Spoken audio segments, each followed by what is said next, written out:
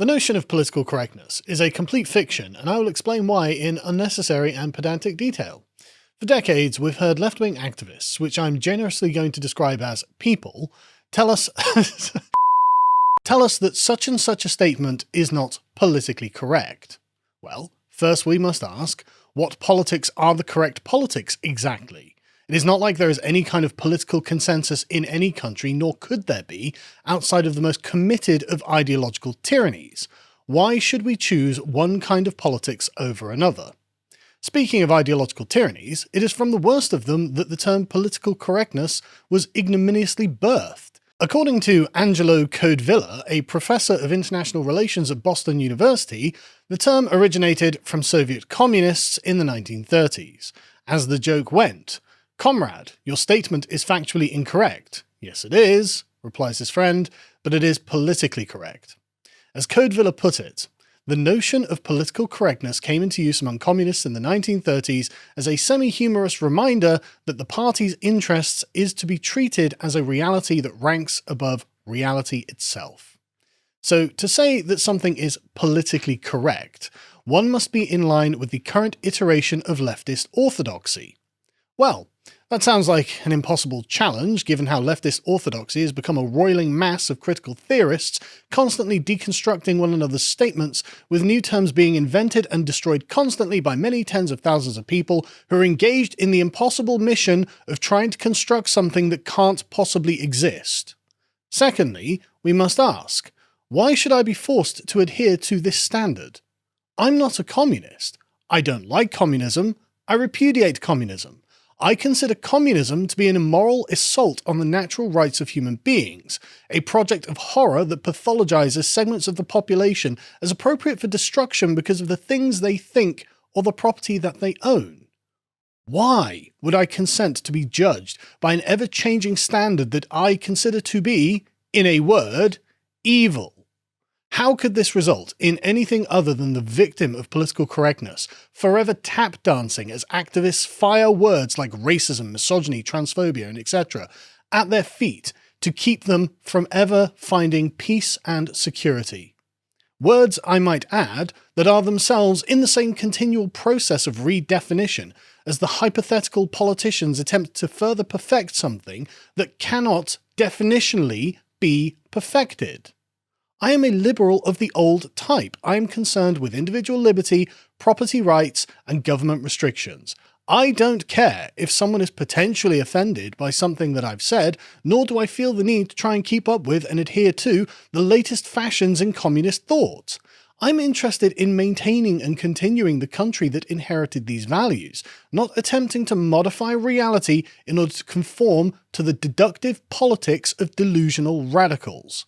My third objection is that I'm not interested in creating universal rules that will prevent potential offence to some people. To who? We don't know, but these hypothetical people who might be offended are constructed in any kind of politically correct calculus to judge me by the fact that I'm not a communist. This is the standard to which people arrogantly claim to be the victims of my opinions by identifying a particular category of statements that they claim are uniquely emotionally hurtful to them. But I don't know them, and I have no obligation to curate what I say to suit their tastes. They have no claim over me, and I do not intend to give them one. Moreover, I don't want to actually be complicit in the inevitable failure of this new communist project, as subtle as it has apparently become. In fact, I see it as a moral obligation to do one's best to oppose it in every form, but political correctness conscripts me into this scheme through moral imposition based on people who may not even exist. Fourth, a priori politics as a concept makes no sense at all. A priori is a philosophical term, which means concepts derived by the process of reasoning without reference to particular facts or experience.